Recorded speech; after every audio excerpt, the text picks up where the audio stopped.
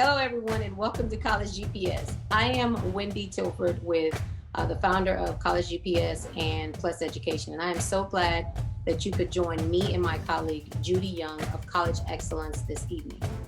We have a great lineup for you, and we'll get right into it. But first, I want to thank all of you for showing up, because one of the most important steps in this process is showing up and getting the answers you need to make one of the most important steps you'll make of your life, is applying for college. 4 years ago, we launched College GPS with just 2 participating universities. Until now, we only held this event in the spring. But thanks to the request of so many parents, we are here today hosting a fall session. And thanks for our participating colleges and universities. We are offering a front row seat with admission representative from 22 schools this year. So want to give a big thanks to today's participating schools. That's Houston Baptist University, Rice University, Trinity University, St. Edward's University, and Austin College. The agenda today, just a quick breakdown. We'll do introductions of the college admissions officers, a panel discussion, and do a poll survey throughout the discussion tonight, a short Q&A, and we'll be closing. And a few housekeeping, as you see on the screen, the notes, everyone is muted, including I was in the beginning. And the form, and we'll save the end for Q&A. You can submit that in the Q&A button that you see on your screen. This form is being recorded, so we'll share this link with you so that you can watch it again and also share with some of your colleagues. And for any reason that we're not able to get to all your questions tonight, please email those to information@wendyrtilford.com, and we'll make sure that we get those questions answered for you. So without any further ado, I'd like to introduce our panelists, and we'll start with Rice University. Thank you so much, and good evening, everyone. My name is Brandon Mack. I'm an Associate Director of Admission at Rice University, located here in the beautiful city of Houston, Texas. So Rice is a comprehensive research university with a liberal arts attitude. We have over 50 majors and 23 different minors amongst 7 academic schools of study. We believe in experiential learning, so we offer research, internship, and study abroad opportunities to every single one of our students. We're consistently regarded as one of the happiest universities in the country. And once again, this year, we were ranked #1 for best quality of life among colleges and universities in the United States. We do meet 100% of demonstrated need and are consistently one of the best value institutions in higher education. And thank you so much for having us this evening, and look forward to your questions. Thank you, Brandon. Okay, and next we would love to hear from Trinity University. And by the way, I'm Judy Young from College Excellence, a co-founder of College GPS, and welcome everyone. We're very happy and very pleased that you joined us this evening. Such a rainy, miserable evening. So thank you so much. So Gail, if you'll introduce yourself, please. It's a good night to be in, isn't it, Judy? So this is perfect. So I'm Gail Robertson with Trinity University, which is in San Antonio, Texas. We are a relatively small, medium-sized institution. We have about 2,500 students altogether, and we are going to be an undergraduate-focused institution as well. So we do not have any TAs, and nor do our students compete with graduate students for items like research and professor retention and other opportunities on campus as well. We are a liberal arts and sciences institution as well. We offer about 50 majors and about 60 minors altogether. We do not have a school-specific admission process either. So when you are applying to Trinity, you are applying to Trinity and not a particular major or program. Students tend to actually declare their major by the end of their sophomore year. So we've got a couple of years to figure it out. And we have a pretty flexible curriculum that allows students to easily double major, minor, or even if you are unwilling or willing to give up sleep, I think you can probably also triple major, but I'm not necessarily sure if I would recommend it. Much like what Brandon was talking a little bit about Rice, we also very much encourage students to take advantage of those opportunities of experiential learning. I think if you were able to apply that knowledge through research, through internships, through study abroad, that's going to be a really integral experience for you within your college process as well. At Trinity, we are a highly residential campus, so about 85 to 88% of our students will live on campus, and we have fantastic residential living. We also offer about 120 student organizations altogether, so there's a lot to be involved in, both in and outside of the classroom. We're located in beautiful sunny San Antonio. It may not be sunny at the moment, but it's usually sunny 300 days out of the year, and we are a little bit more of that urban campus as well. So we're about 5 minutes north of downtown, about 5 minutes south of the airport, nestled within a historic neighborhood as well. As far as admission policies go, we do take the common application, the coalition application, or the Apply Texas application as well. We do not have any application fees, and we do not require supplements as part of the application either. Our application for admission also serves as your application for scholarship, and we have been rated #2 in the nation for merit-based scholarship opportunities. And we're really excited to announce that 56% of our students graduate completely debt-free as well. I am looking forward to talking with you guys a little bit more this evening as we navigate new processes within this COVID-19, I guess, era that we are in, and talking a little bit more about the admission process in general. So thanks for having us tonight. Thanks, Gail.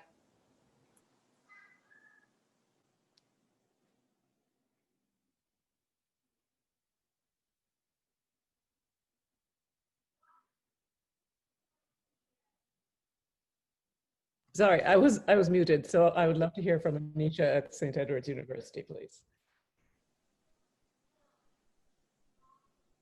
Anisha, are you on? I think I saw you. Oh, yes, there we go. Sorry, I had myself on mute as well. I just wanted to share my screen real quick if that was possible. I just want to show you guys a beautiful picture of our campus.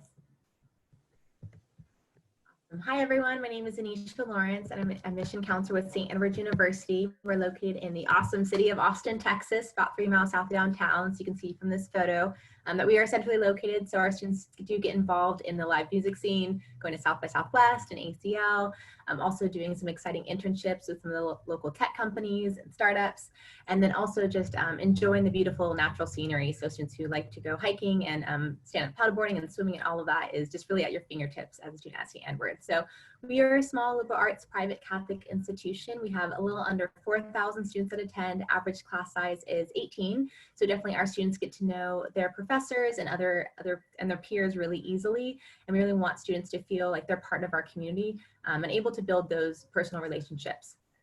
As an incoming student, you'll be paired up with one of our success coaches. They'll help our students kind of map out their 4-year plan. We do have over 50 different majors and minors to choose from.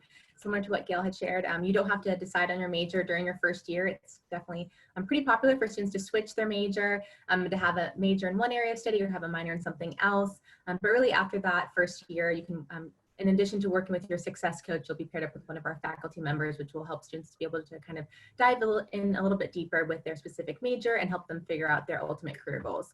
Our professional and career service office is available for life. So if students ever need help, not only with their resume or finding an internship or landing their first job right out of college, they can always reach back out to our professional coaches, and they'll help students really figure out, and be able to continue to develop professionally in that way, especially even if students are thinking of graduate school too as well. We have had 100% acceptance rate into medical school the past couple of years, and many of our students do go off into law school as well and other pre-professional programs, just to kind of keep in mind.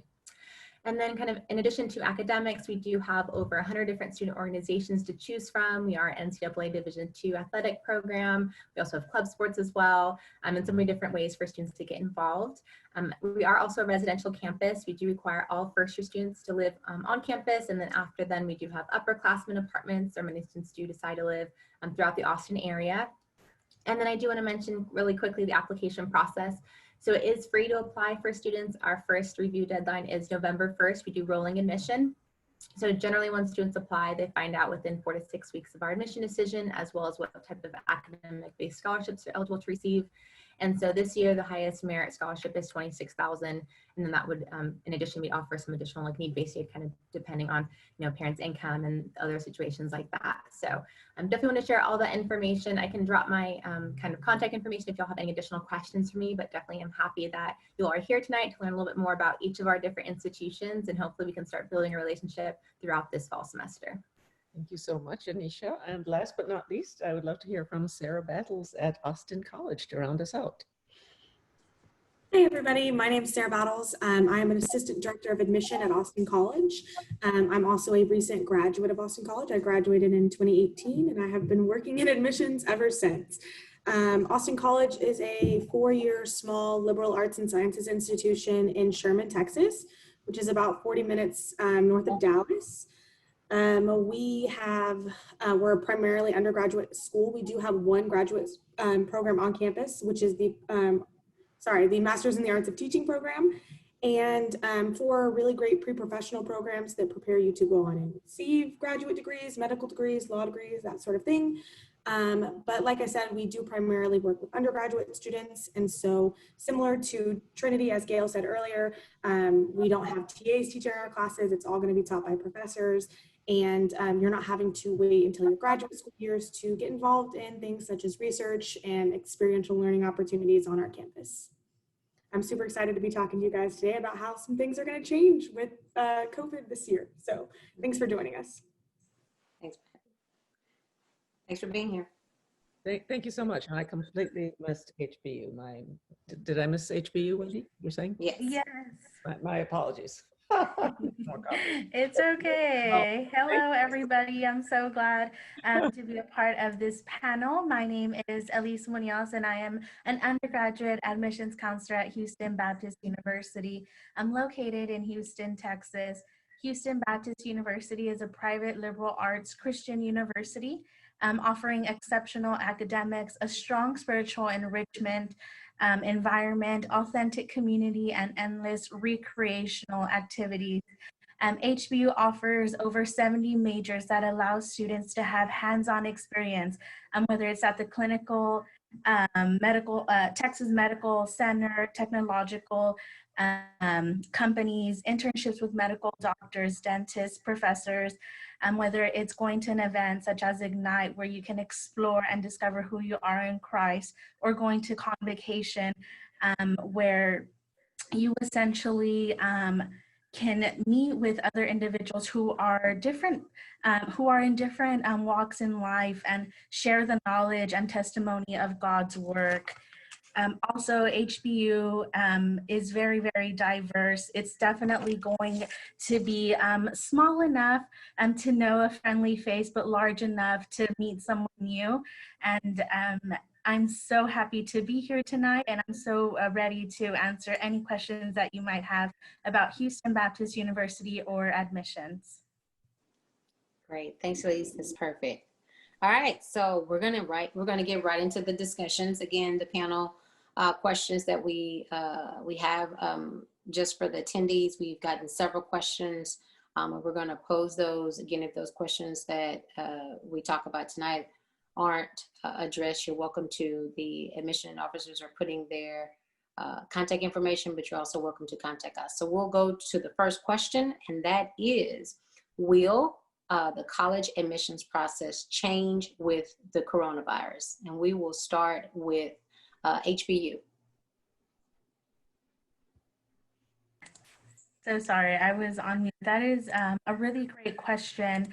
So for fall 2021, HBU admissions has adopted the test optional application. So essentially, for students that were ineligible to test or haven't gotten the chance to test, they will be able to apply as test optional. Great, thank you.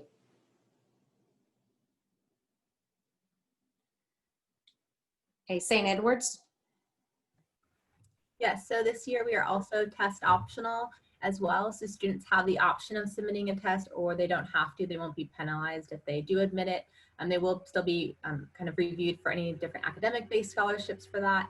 And then also I would say this year, kind of in general as well, is we do take a holistic approach to the application process. So we will really kind of rely more heavily on the other documents from the application as we review students, and also kind of considering, how they did in the spring semester and kind of in light of COVID.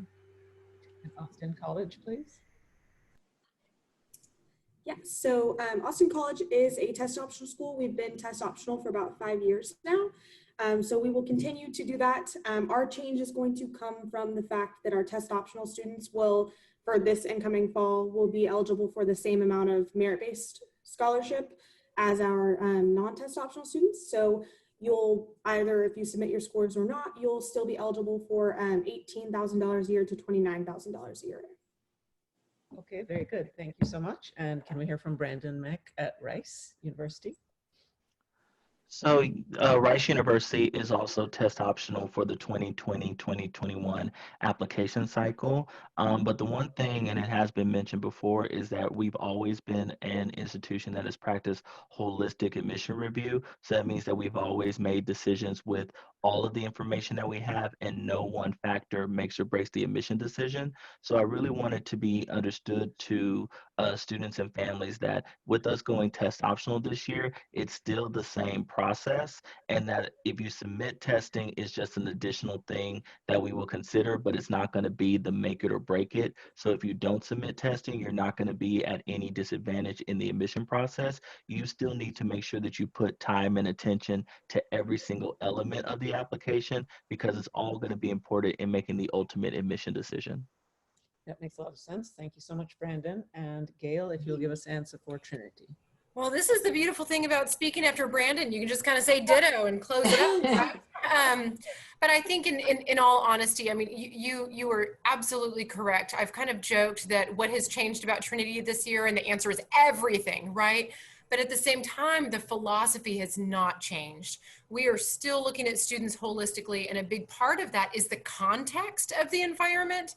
And I think part of that context is certainly testing or opting in or opting out. And we are test optional for the next 3 years in response to the diminished opportunities for testing.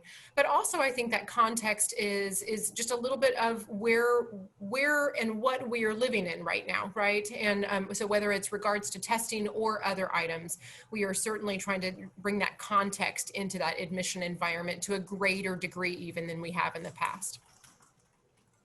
That makes sense. Wendy, back to you. All right, so we've got our first poll going. So we'll be getting those results in just a minute, but let's move on to the second question. So how can students find out about the school, about your school, as many of the campuses are closed due to COVID? We can start with St. Edward's. Okay, wonderful. I'm actually having an issue clicking on the options for the survey. I don't know if anyone else is. I just wanted to mention that. So. Oh, you can't take the poll. You already know the answer. We're sharing it with everyone. Okay, sorry. What was the question about how they can visit? Although everything. Yeah. Because they can't get there virtually. Yes. So I mean, technically our campus is still open, like the campus grounds. So if students are in Austin, not that I'm advocating anyone to travel, but if they happen to find themselves in Austin, they can walk around our campus. They can't go into the buildings, but definitely you can see kind of the external environment. And then I would say our website is the best way to learn more about us virtually. So we have a wide variety of different webinars that we're offering weekly, where students can learn about different academic programs and hear directly from faculty and staff. And we also do weekly weekly tours, and they're led by one of our student tour guides, and those are actually interactive as well, so students can ask questions directly. And then of course, students can reach out to me directly to ask any additional questions about our campus, and we can even set up like a Zoom call like this, and we can talk in that way too. So I would say just reaching out is kind of the best way to get connected to our campus, during this virtual time. Wonderful. Thank you, Nisha. And if we could hear from HBU, Elise, please. Yes, definitely. So at HBU, we are having in-person visits, and we are also having virtual visits. Of course, with the in-person visits, they have been cut down. So if you're very interested in learning more about HBU and wanting to visit on campus, definitely reserve a seat at one of our events. Of course, we're in coordinates with the CDC. We are practicing we're practicing and taking a lot of safety precautions whenever it comes to students being on campus. Of course, wearing the mask is number one. And then, of course, if you're not feeling well, we're going to have different opportunities for you to visit once you're not feeling sick. We are also hosting a lot of virtual events if you feel a lot more comfortable at home and you want your whole family to attend with you. It would be virtually because we are limiting our guests. And you can find out more information emailing us, calling us, and even checking out our website at hbu.edu/visit. There is so many sessions, as Anisha also mentioned. We're having different events going on every day, whether it's coming in for a campus tour or seeing one virtually. There is so much. So definitely, I encourage you to get connected with the school that you're interested in. They're probably having a lot of virtual and events. Wonderful. Thank you, Lisa. And if we could hear from Sarah Battles at Austin College, please. Yeah, for sure. Just a quick little disclaimer. I live in an apartment with a dog, so if I turn my camera off, I'm going crazy about something. Yeah, so Austin College, being a smaller school, it's been pretty manageable for us to have on-campus visits. Similar to HBU, we are limiting our visitors, so we do have one family at a time with a limited number of guests. And same thing, if you have questions, just email us or call us. But we do have tons of virtual options as well. And we are actually launching virtual campus tours coming up soon. Should be within the end of this month or beginning of next. So we're really excited about that. And yeah, so we've also been doing like FaceTime tours. So if you can't get onto one of our tours, just let your admission counselor know, which would be me if you're from Houston, and I can set that up for you. Wonderful, thank you. And if we could hear from Brandon Mack at Rice, please.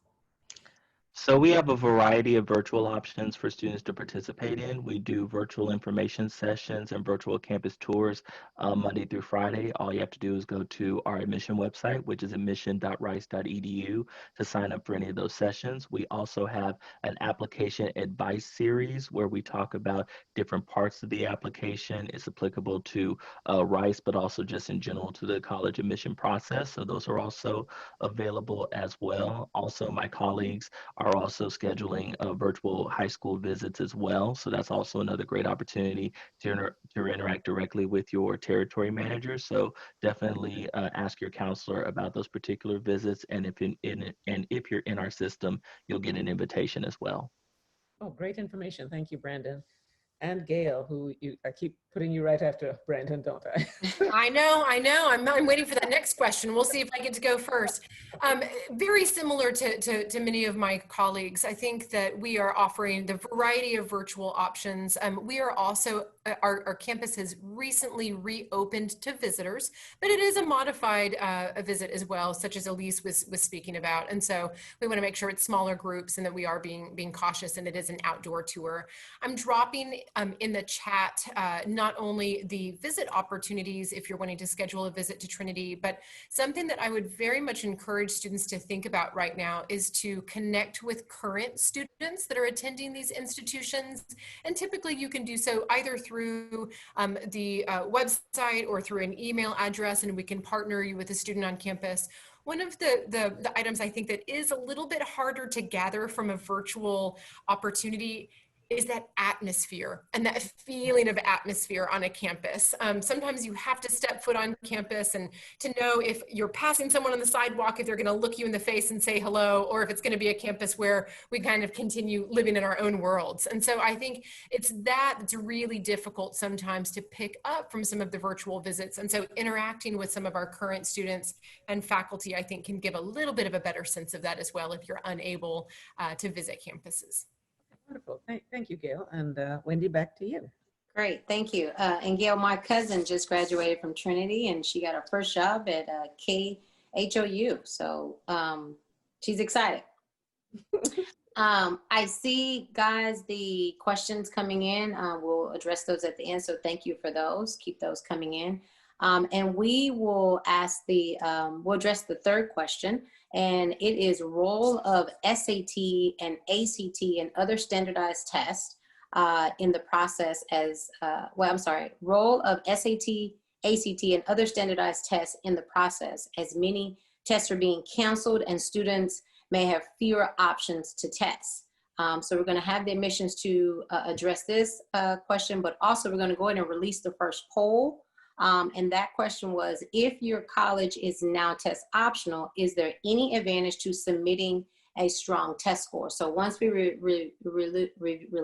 release the test scores, and we can combine that question into one. Can you guys see the results? I can. All right, so we'll start with Trinity on this, but you can't start with Trinity, and the second one can't be Rice. Judy. You don't have to keep us apart. I promise we get along. Right, yes, you got to keep you apart. We get along very, very well. So I think when we're talking about the role of standardized tests as the tests are being canceled, I think just to ease some anxieties here, anecdotally, it sounds as if about half of the students that I am talking to right now don't yet have test scores. And so they are still signed up for one that is happening in October or happening a little bit later. And I think there's a lot of anxiety around this. Are we still going to have this? Are we not? And I think just that air of reassurance that we are all test optional for a reason. And we are test optional because we recognize that the situation that we are in, students are unable to test. And so we're not going to require something that is not available. And so I think that as we are each developing our own policies for our individual institutions, we're really trying to do so with the air of equity and fairness and what really is going to show how a student can be successful at our own institutions. And there are many ways that we can answer that exact question through other areas of that application. It might be through the transcript. It might be through the rigor of the coursework that a student has taken. It might be through the strength of writing. There are lots of different ways to assess that. And so I think that with that role, really more than anything, I want students to feel reassured that if you don't have a test score, or if you are philosophically opposed to testing, then, or if you don't feel like your test score is representative of your academic strength, it is okay. And we are certainly looking at other areas of the application. Wonderful, thank you, Gail. And from St. Edward's, please.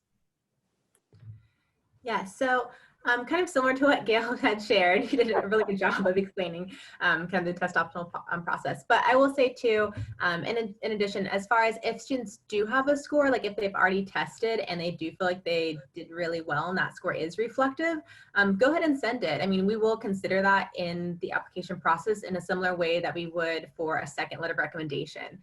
Because it can, strengthen an application in that way. But again, if students haven't been able to test, hopefully they don't feel any pressure from St. Edward's or really from any of our institutions to have to schedule one of those tests. And I will also say too, if they haven't gotten a chance to retest too, don't focus on that. I would say focus and spend more time on your essay, again, getting that letter of recommendation, and then reaching out directly to us at St. Ed's and then really any school that you're applying to. That's great advice, thank you. And Elise, same question for you from HBU. As Gail and Anisha stated, we really, and I want to say Brandon even said this too, we're looking at you holistically. We want to review your application as a whole. We want to get to know you as a student. So whether it's with a test score or without a test score, there are more parts of you that matter and that essentially can admit you into a university. So like we mentioned, if you are able to take the exam, then that's great. If you are unable to, I hope that you can ease some of those anxieties and know that you can submit test optional. And as Anisha mentioned, you know, maybe focusing some of that other, maybe focusing more on the writing aspect of it. If you see on an application that, you know, the letters of recommendation are recommended, I always encourage my students to submit one, even if it's recommended. That doesn't mean that it's required, but if it's recommended, I say go ahead and do it. And also for the personal statements, I honestly encourage all of my students to do it if it's not even required, because a lot of the times we are going to read through those essays. So we definitely want to get to know you, whether it's through the test optional application or through a traditional application. That's great advice. I'm sure that's very reassuring for some students and families out there. So Sarah, can you give us the Austin College perspective, please? Sarah, are you there? I think you're muted. Oh, we lost her on the call. Oh, okay, then let me move on to Brandon Mack from Rice, please, till she comes back. So I want to remind everybody, the SAT and the ACT is who you are for one Saturday out of your life. So put that into context. So that's the reason for why we look at everyone in a holistic manner, because it's just one part of your entire academic profile. Your transcript what says way more about who you are as a student. That gives me who you've been as a student for 4 years of your high school career, whereas the SAT is just a test that shows how well you perform on the SAT. So please do not brave this pandemic to go take a test. Because trust me, it's not going to move the needle in the application decision. We're looking for all those different things. So I'm going to look to see what is that perspective that you're really going to bring through that excellent essay that you're going to write. I'm going to look to see, well, what do you do in and out of the classroom through your extracurriculars? I'm going to look at why you specifically want to come to Rice University. So all of those things are the things you really should be focusing on. And the testing is not going to be a make it or break it. So once again, relax, enjoy that Saturday. That is great advice, Brandon. Thank you. Okay, Wendy, back to you. All right, so we're going to go into question number 4. So how will colleges consider grades and class rank this year? Some schools have moved to pass-fail options and classes have been canceled through the end of the school year. I'll start with HBU. That is a really great question. I know that last semester, a lot of schools opted for the pass-fail option. As we have mentioned, you know, we're looking at your 4 years in high school. So we're looking at pass grades too. We're looking at the whole transcript. So that's essentially how we're going to be considering different types of grades and class rank. We're also looking at the pass fail. So we're really looking at every section of that transcript. Okay, very good. Thank you. And Austin College, if we could hear from you. Sarah's still not on. Oh, she's still not on. Sorry. Okay, then Rice is back to you, Brandon Mack. So when it comes to class rank, it's never been required for the admission decision. So hence, that's not going to take an impact in terms of our admission. And when it comes to the pass fail, we completely and totally understand that is something that is outside of your control. So that's why it's really important, and your counselors know this. They're going to provide that information on what that pass means, what the changes have been to your curriculum, what's been the changes within your school, and we'll take that into consideration when we're evaluating your application. So you shouldn't worry that you're going to be somehow disadvantaged because of the way that your school has tried to transition as best as they can in this global pandemic. We're going to take that into consideration when we evaluate your application. Wonderful. And Anisha, if you could respond, please. Yes, similar to what Brandon just shared too. I also just would want to add that we, for sure at St. Edward's, and I'm sure at the other institutions as well, we consider students directly from the high school that they attend. So kind of comparing you to your other peers in that way versus other schools. So if you do have a class rank, then we'll look at that in line of your peers and other students at your high school. If you don't have it, that's also fine as well. But also I would say even too, for students, I really encourage them to apply early, because then that way, if we're looking through a transcript and we have any questions or really any questions about the whole application, I will reach out to a student personally, or even a counselor to either ask for more information or just ask some clarifying questions. So definitely that's something helpful that students, if they apply early, then that gives us more time to kind of really understand, their academics and their like even life experience that they've kind of encountered in that way. But of course too, we're all dealing with this pandemic. So of course, having as much empathy and care and patience and concern as we can during this whole process, that's definitely gonna be my goal. And I'm sure for all my colleagues as well. I'm sure everyone's thinking these are the nicest admissions officers ever. Okay, and Gail from Trinity. Now, see, I didn't put you next to Rice. I remember it. I think Anisha brought up a really beautiful point there too, in that the counselors, right? Your high school counselors are also giving us a little bit of context of what has happened with your school and how you guys have responded to this.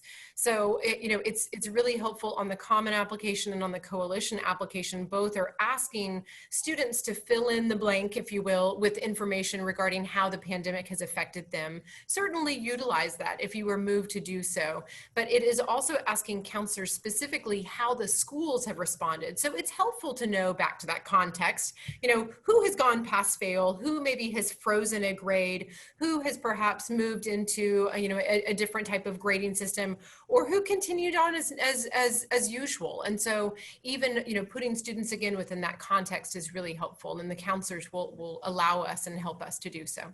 That's great, thank you. Wendy, would you like to repeat the question so that Sarah from Austin College can answer? Hey, Sarah.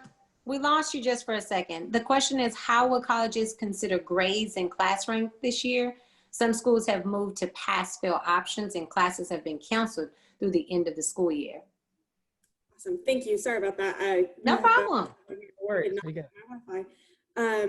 Yes, so similar to what these other lovely counselors were saying, we're going to take everything into consideration. So and like Gail said, connecting with your counselors, things like that, they're going to let us know and keep us up to date. And then feel free also to use different parts of the application to explain certain things to us.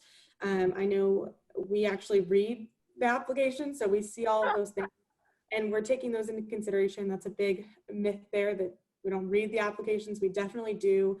So we'll take all of that information into consideration. And as a couple people mentioned earlier, holistic review is a big part of that. So we're not just looking at your grades or your test scores. We're looking at everything you provide to us and taking all of it into consideration. So, yeah. Okay, thanks. Wendy? All right. So we have the second poll going. Attendees, please fill that out. The poll is, how long do you think a college admission officer spend on average reviewing your college application? So we're excited to see what those results come back and say. All right, so number 5, will colleges be open in the fall, or do you expect classes to be online? And if classes are online, do you expect the cost, do you expect the change of the cost due to attendance? Brandon. Had a feeling you were going to start with me on this one. Since you're so expensive. Oh no, that's because we for you. So we are open this fall. Our students have an option. They can either do a hybrid model where some of their classes are in person and some are strictly online. And then we do have some students who are doing all of their classes strictly online. The tuition is still the same, but the good thing is that once again, Rice meets 100% of demonstrated need. So if you have a need, we're still fulfilling that, and we're still maintaining our commitment that if your income is under $200,000, we don't package any loans to meet your need, and then you receive a need-based scholarship based off of income. So for that reason, we're still the same affordable institution, even though we are strictly online. But also the great thing that I like is the fact that students are still able to engage in research. They are conducting internships, even though they are in a virtual format. So they're getting a sense of how are people working in a global pandemic. So hopefully we are never in this situation ever again. But if we ever find ourselves in this situation, they'll be very ready to still be able to work in the same way that we're all managing having to work during these different times. Good answer. Okay, Gail, I'm putting you next to Rice again. That's perfect. So I think in many ways, I think many of us have approached this in a similar way. We have hybrid models where some of the classes are being held on campus and some are remote. And really, we allowed our professors and our students to decide what was going to work best for them.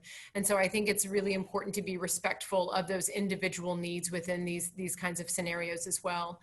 Much like Rice as well, Trinity did not change its tuition, but I think like many institutions as well, we certainly wanted to make sure that we were working with families for any special circumstances that were occurring. And so to be able to meet some of those changes through financial aid repackaging and other venues. We also offer emergency aid for our students. And so while it may not necessarily be covering tuition, it might actually assist a student to purchase a laptop, or perhaps if a family does not have a high-speed internet and the student has chosen to go remote, they might need some resources and able to secure those resources as well. So certainly we're working with families to make sure that we're meeting those needs in a wide variety of what those needs may be, kind of beyond kind of the typical cost of attendance as well. That's very helpful to know. And Anisha, if you can speak to us for St. Edward's. Yes.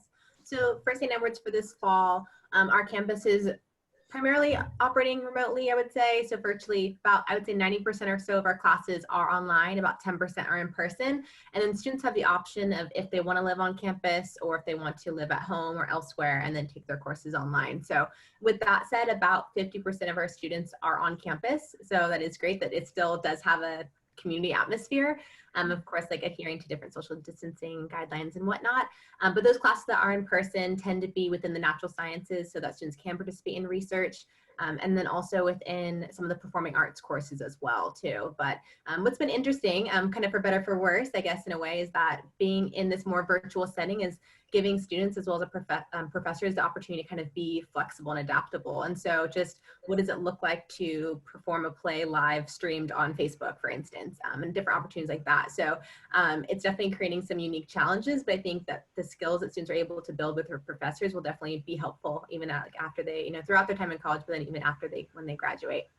And then I would say we're hoping to be in person in the fall, but of course for next fall, of course, though it kind of depends what everything is going to happen. But thankfully, we've been very, very careful at St. Edward's that we've been able to keep our students on campus who are there, and we're hoping to do so for the rest of the academic year. And then as far as tuition, tuition is the same, similar to like what Gail said, as well as Brandon. And we do offer merit-based aid and scholarships. You definitely can consider some additional like needs that students may have kind of based on parent income. I think especially any type of loss of income that may have happened due to the pandemic. That's something we want to be aware of.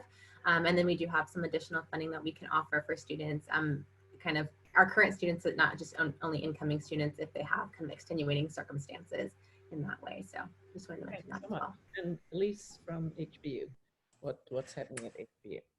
Yep, definitely. So currently at HBU, we are having students either have the hybrid model where you know, they choose to come to campus for 2 days out of the week, and then the rest of the week they're at home. And then we have some students that are completely online. And we honestly hope that, you know, it's the same and it goes throughout the whole year. And then for next fall, of course, we are evaluating and seeing what happens then. And then when it comes to tuition will remain the same. Our professors have been really flexible and have really made sure to provide the curriculum and the experience that the students are having in the classroom. They're having that virtually. They are still going to their internship sites. They're still conducting research. They're coming to school for labs where lab is completely safe, where you're wearing a mask. You know, the lab is one of the safest places because it was always going to be clean and all of that. So it's still going to be the same. HBU offers academic merit scholarships. So once a student is admitted into HBU, they'll have a scholarship ranging from about $32,000 for your 4 years up to $92,000 for the 4 years. That's not including any financial aid that a student may be receiving on FAFSA or any additional aids that come in with specific colleges at HBU. So there's definitely aid, and there is a lot of flexibility whenever it comes to the academics. That makes sense. Okay, and Sarah, what about Austin College? What are you seeing there? Yeah, very similar. We are offering the hybrid option where you take some online, some in person. We're doing all online or all in person. Again, being a bit of a smaller campus, it's pretty manageable to have our students on campus. But we have a pretty healthy number of people who are doing virtual versus online, or virtual versus in person. And then we did not change our aid.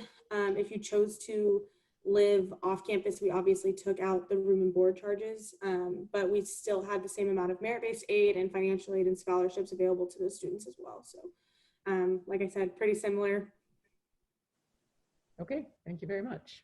Wendy, back to you. All right, so we have our poll number 2 results in. Can we get those released?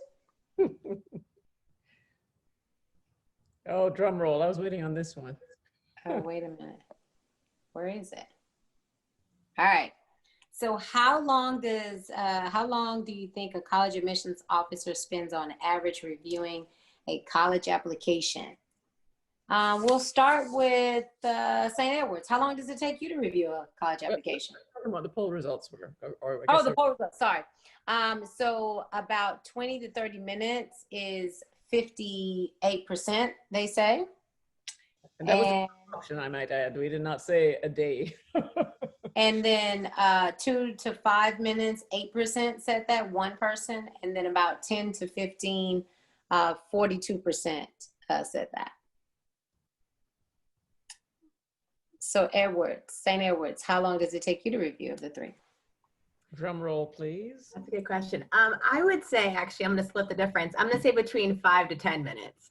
Okay. And that's basically how long it takes me. That it does depend. So in our application, we do, look through the application as well as an essay, a letter of recommendation, the transcript too, and then to see if there's a test score. Some students send multiple essays. Some students send multiple letters of recommendation. Some students also send resumes and other supplemental documents too. So I look through everything. So that definitely can take longer time for me to review the application. And so I would say that's sometimes why it takes up to 10 minutes or even longer. But yeah, I would say generally 5 to 10 minutes is how long it takes. But we're definitely, I'm an expert in this, so I can read it pretty quickly, but we'll read everything that a student will send me. Okay, so Great, thank you. People are probably happy now. So HB, I'll let you answer that. We'll go around the room. Yeah, but that's a really great question. So we actually have another team that reads through all the applications. But this year, as admissions counselors, we will start reading these. And I honestly can say about probably 10 to 15 minutes, we're going to have, we definitely want to read thoroughly and really consider the applicant as a whole. Of course, you have to know that not only I have the decision, but your application is reviewed by not just one person, but it's typically 3 to 5 people. So just kind of throwing that disclaimer to students, at least that's what it's like at HBU. So I'm going to say typically 10 to 15 minutes. I'm really looking forward to it, but I haven't had the opportunity before, but now because we have an influx of test optional students, we're going to be a part of that now. So I'm super excited. Okay, seeing some happy faces out there. So Austin College, how about you, Sarah? Yeah, I was going to say, it depends on which part of the season I'm reading the applications. Typically earlier in the season takes me a little bit longer, and then I get my warm up in. So I'd say on average, probably that 10 to 15 minute range, sometimes definitely a little bit longer, depending on how many essays. For us, test optional students submit an expository writing sample in place of the test scores, so like an academic paper. So those applications do take a little bit longer, but yeah, just depends. Okay. And I'm going to ask Gail, mix it up this time. I'll ask you next, Gail. I kind of like that it depends answer, right? So Sarah, I'm kind of going to echo you just a little bit on this. I would say on average, probably about 15 minutes or so. I would say a well-crafted and constructed application should take a little bit less time in some ways, because everything is put together, everything has been assembled, and I'm not necessarily looking for details or searching for clues or trying to answer questions. I have everything in front of me. And so, you know, there is going to be a little bit of variation, but I would say about 15 minutes. Okay, and Brandon, you are up from Rice University. I want to put this as a caveat. Many of us have done this for a very long time. So when we do this for a very long time, it can become quicker. So I have done this now for 11 years. I can evaluate an application in about 5 to 10 minutes. Now, with that being said, Rice University, we do use the committee-based evaluation model for reading. So all of our applications are read by 2 people at the same time. And so that's just for the initial read. You get multiple reads and multiple conversations. So probably by the time we add it up all together, it's about 20 to 25 minutes that your application actually gets evaluated. So that's the reason why that question's always fun when people ask me that, because they immediately, when they hear 5 to 10, they get shocked. But I'm like, that's just the first conversation. There are multiple conversations. So by the time it's all said and done, every application is probably about 20 to 25 minutes. Brandon's running for mayor. I really just want to put that out there. No, I'm kidding. I will gladly take it up. Okay, back to you, Wendy. Thank you, Brandon. All right, question number 6. How will extracurricular activities be considered since many of the schools and outside activities, as well as summer programs and internships, has been canceled? So how are the schools going to be looking at that in the application process? And I will start with Austin College.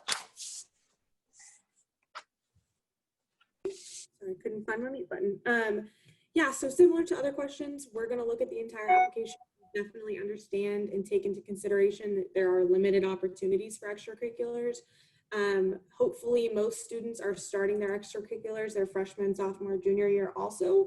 So we will have something to look at throughout that process. But if not, then we definitely will take that into consideration still. We know even in a normal year, some students have jobs or are taking care of their families and don't have time for extracurriculars. So it would be the similar process for us. Wonderful, thank you. And Anisha from St. Edward's.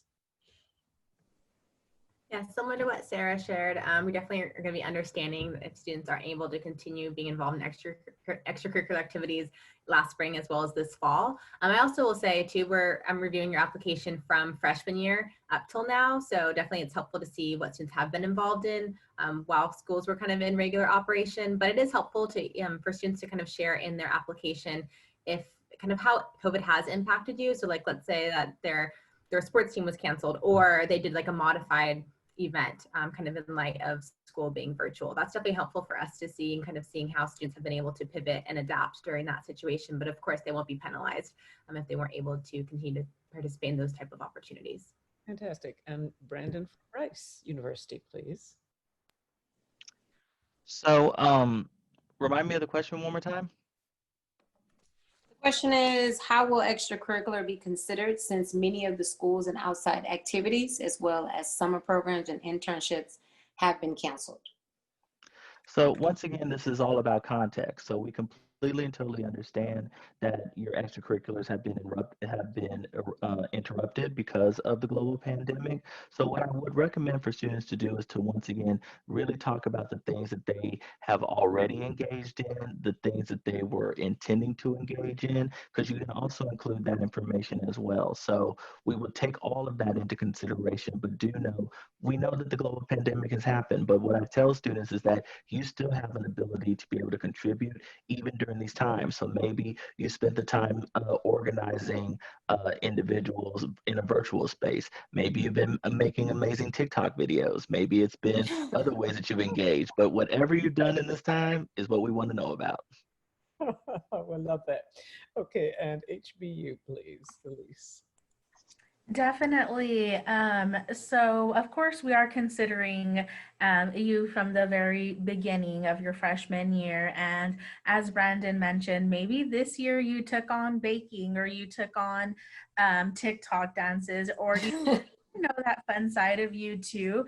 Maybe that added to and changed your perspective in life, or, you know, just different things that you can, you know, of course, meaningful things that you can also add to your resume, that's going to be considered. Or if you took a workshop online, or if you also, I know that virtual events were huge this summer. Did you attend a conference? What did you learn at that conference? Or, you know, there's just a lot of different things that you can look into, and it's just really being creative with your experience and how you experienced it. If you learned something and you gained something out of it, or if you had a certificate in it, you can always add that to your resume too. Okay, thank you. And Gail from Trinity, if you have something to add.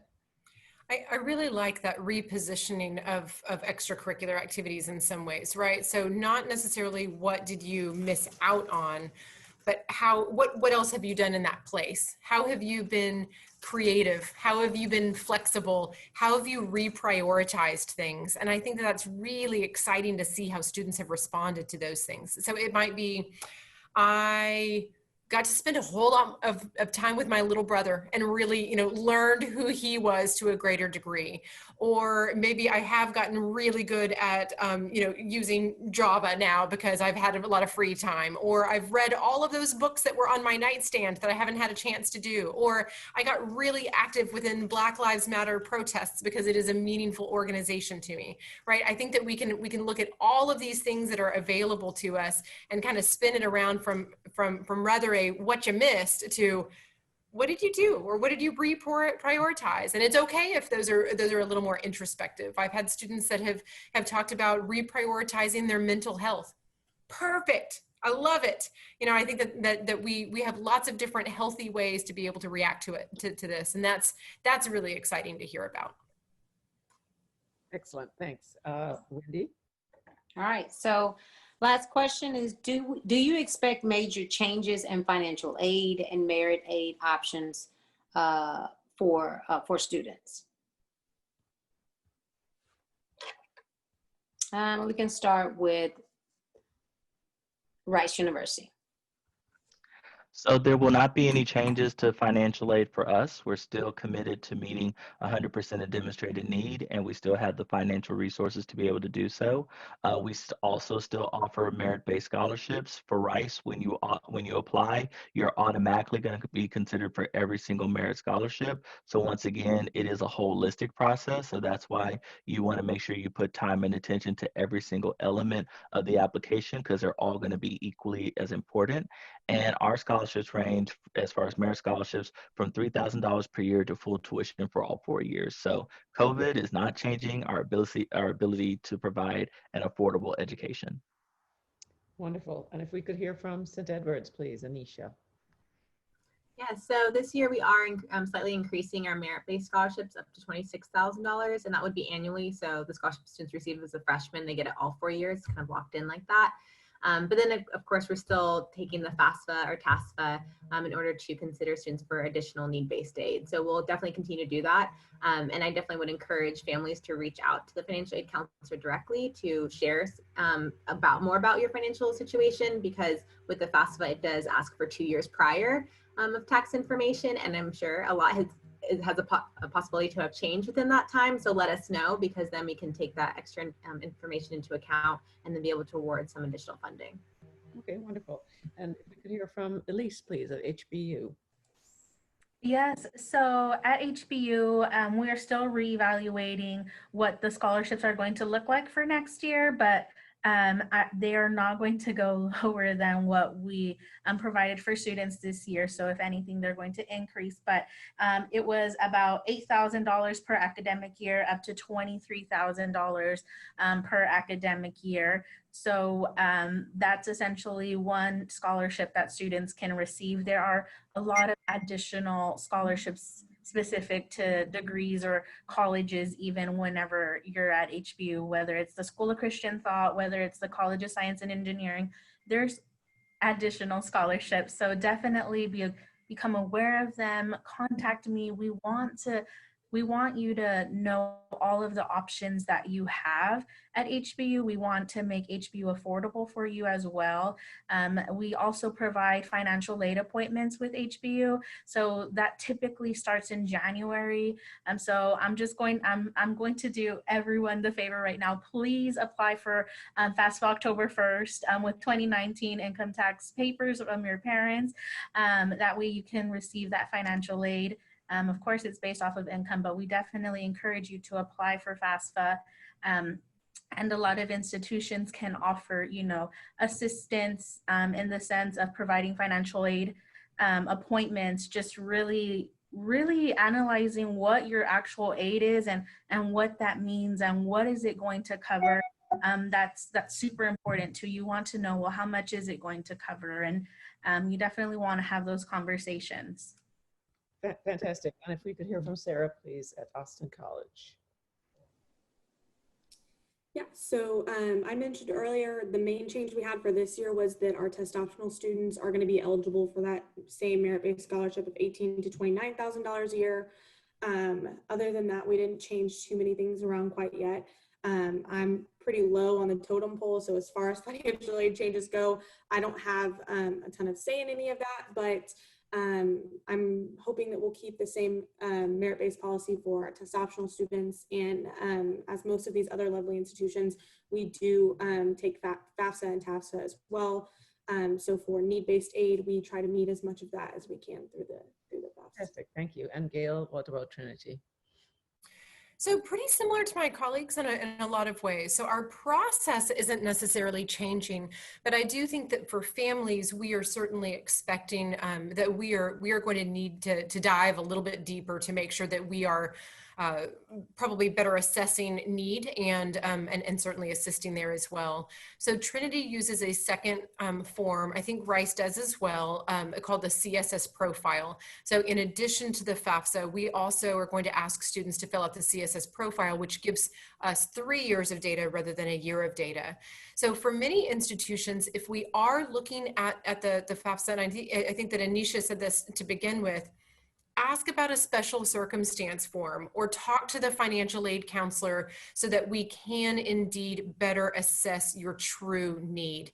And so there is going to be a little bit of self-advocacy that needs to happen for students to best provide that information if there have been significant financial changes from 2009 to now, because we want to make sure that we are indeed assisting students to the best of our ability, but it does take us receiving that information to best do so. That's very helpful. And Wendy, I think we have some additional questions coming in from. Oh, sure. So we'll go ahead and release the poll for how many of the essays submitted does the college admissions officers really read? So let's see what the results say.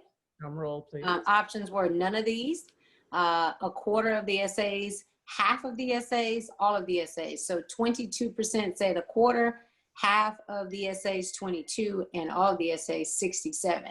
So well, let's start with Brandon. Do you read all your essays? I read all the essays. Yes, I do. Here to living to talk about it. Okay. Oh yes, and one big thing, I love essays. I could definitely say essays are my favorite part of the application process because it's finally where I'm getting to hear your voice. So please write authentically. Don't write what you think we want to hear because this is our way of getting to know you. Don't be funny if you're not funny because we will laugh at you and not with you. So keep that in mind. And also one big thing, spell the university's name correctly. Rice is spelled RICE. It is not spelled UT. It is not spelled HBU. It is not spelled TRINITY. It is not. So again, the reason why I say that is because every single year, especially when we get to the Why Rice section, students cut and paste their responses. We want to know that you're interested specifically in our institution. So that's why you want to make sure that we can know that you're talking about us and that you're not doing a rush job and are just putting in the same standard thing, because we can all tell if you're talking about us or you're really talking about somewhere else. So keep that in mind.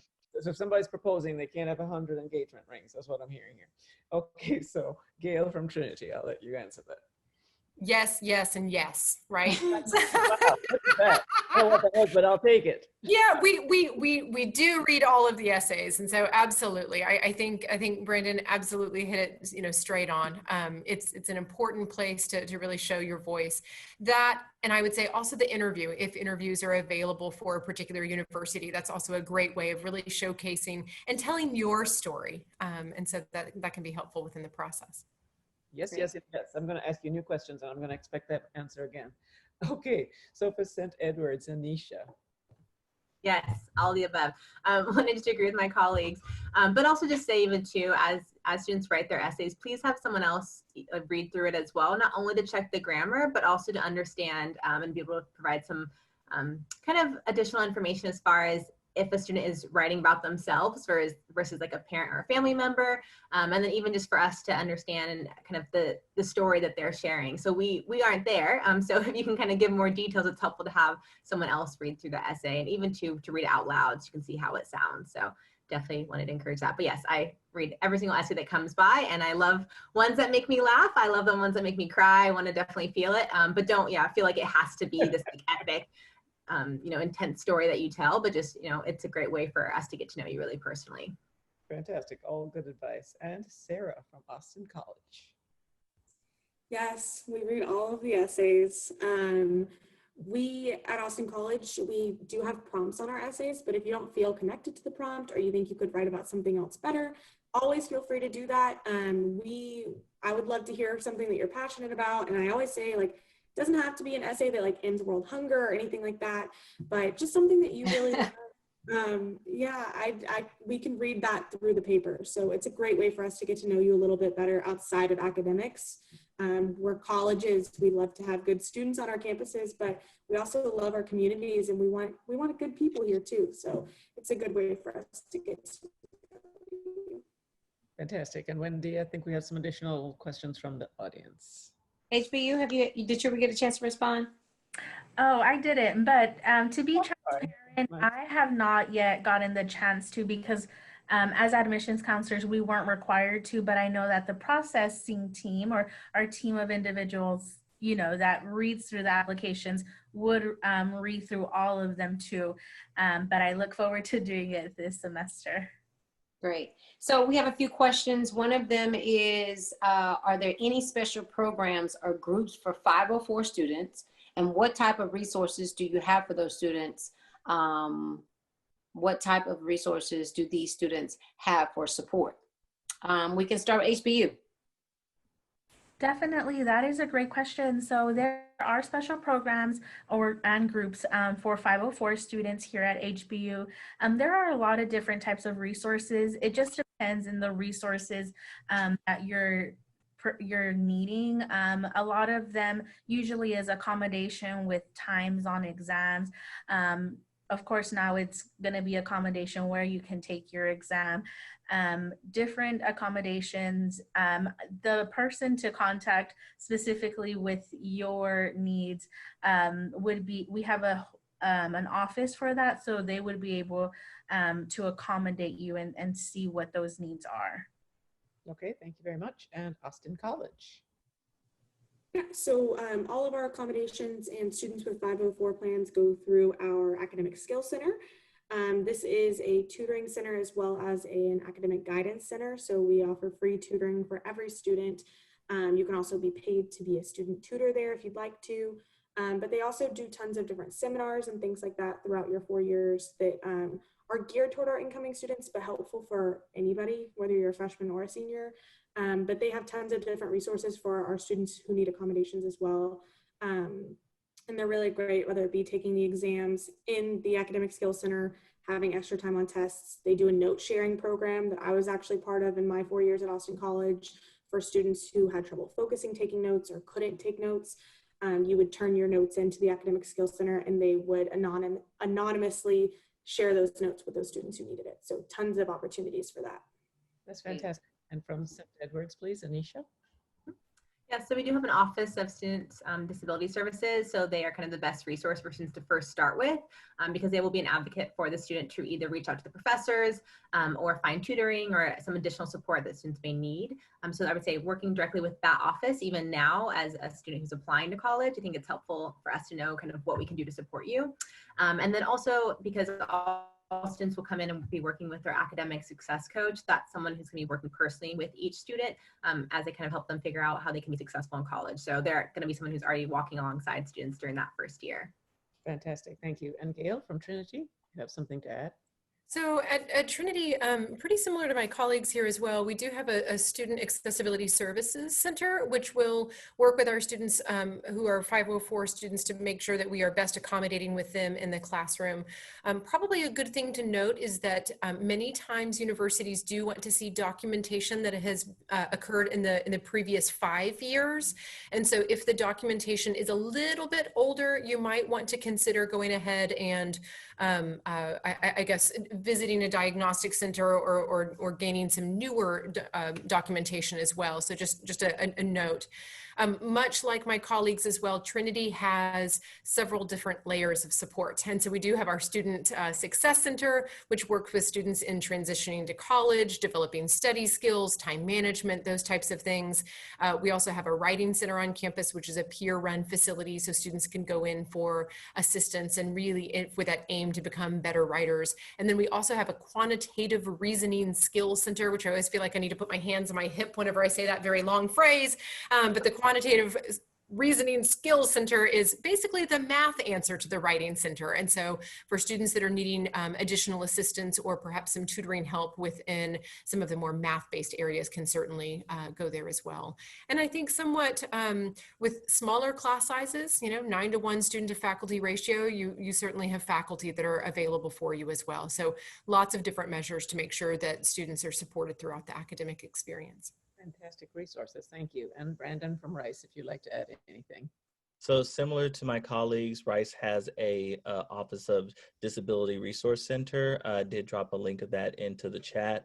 That they work specifically with our students who are 504 students and a variety of other disabilities. But of course, you have access to all of our various support services. We have an office devoted to student success initiatives that also provides resources for first generation and lower income students. We also have academic advising, which is available to all students. So you have a lot of support throughout your time at Rice.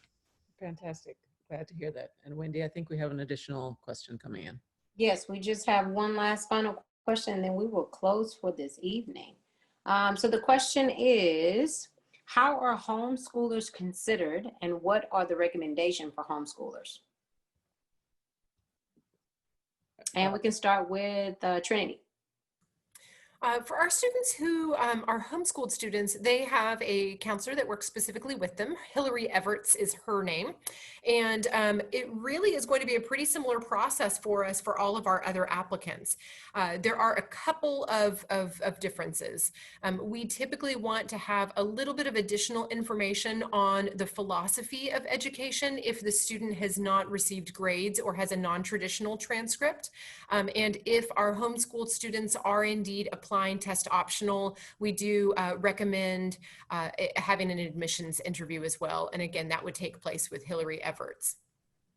Fantastic, thank you. And St. Edwards?